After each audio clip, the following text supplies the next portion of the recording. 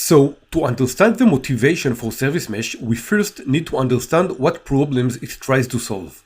So let's see. As you probably understood by now, microservices communicate between them a lot. We talked a lot about this communication and even discussed some communication patterns such as the gateway and the service discovery. Because microservices systems are composed from a loosely coupled out-of-process components, the communication aspects are extremely important, and if not taken care of, the whole system might fail regardless of the quality of the services themselves. Now, when we depend so much on inter-service communication, we have to be aware of the challenges it poses, and there are a few. The most notable ones are timeouts, when the response from the service we call does not return on time. Security, to make sure the data passed between the services is as secure as possible and that when possible there will be secure authentication between the services. Retries, that we would want to do if the communication fails once. And of course, monitoring. Using monitoring, we can detect problems with the communication, find out which service times out or ultimately fails, and in general, gain a high-level view of the system. All these are crucial for systems that have a lot of inter-service communication, and without them, we risk being in the dark regarding everything that goes on in our system. So let's see an example for some of these problems. Here is our system. As you can see, it's composed of 4 services, some of them with a database. Now, what can happen in a system like this? In the first scenario, the red service calls the blue service. But there is a problem with the blue service, and the connection fails on timeout. Now, what should the red service do? This is a scenario that must be handled by the service's code, and it will distract the developers from actually focus on the business logic, which is the really important part. Next, the blue service calls the yellow one, but there is a twist here. The yellow service exposes TCP connection and not the regular REST API. This forces the blue services developer to learn about TCP communication, which they are not familiar with, and will just take them more time. And finally, the blue service calls the green one, but gets an error.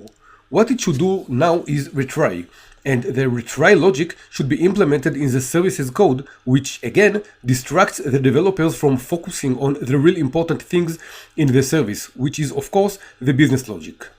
So, these are some of the problems in the communication between the services the service mesh tries to solve.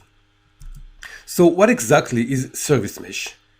Basically, service mesh is a collection of software components that sit near the service and manage all service-to-service communication.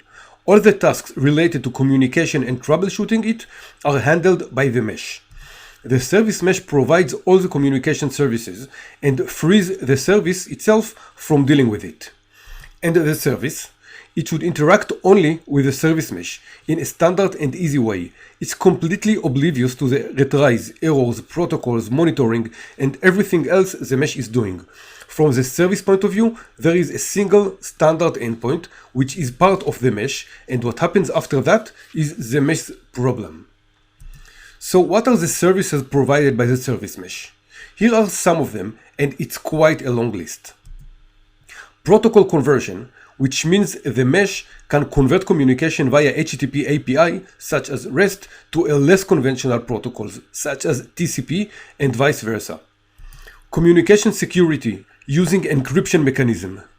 Authentication, using one of the authentication engines present in the organization, such as Active Directory.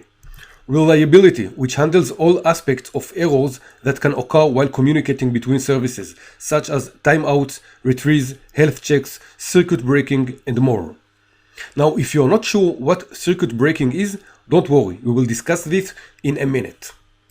Monitoring, which as we said earlier, provides a build view of the network and what's happening with the services. Service discovery, which is one of the communication patterns we discussed earlier and provides loose coupling between the services. Testing, which means the mesh can be configured to route some messages to different services to test them while preserving the majority of messages in their original routing, thus creating an effective A/B testing. Load balancing, which means the mesh can route the messages to different instances of the service based on various factors, and the list goes on and on. These are the most important aspects of service mesh, but there are more. Now, since we mentioned circuit breaker, let's discuss it. The goal of circuit breaker is to prevent cascading failures when a service fails. What this means is this. Say we have three services.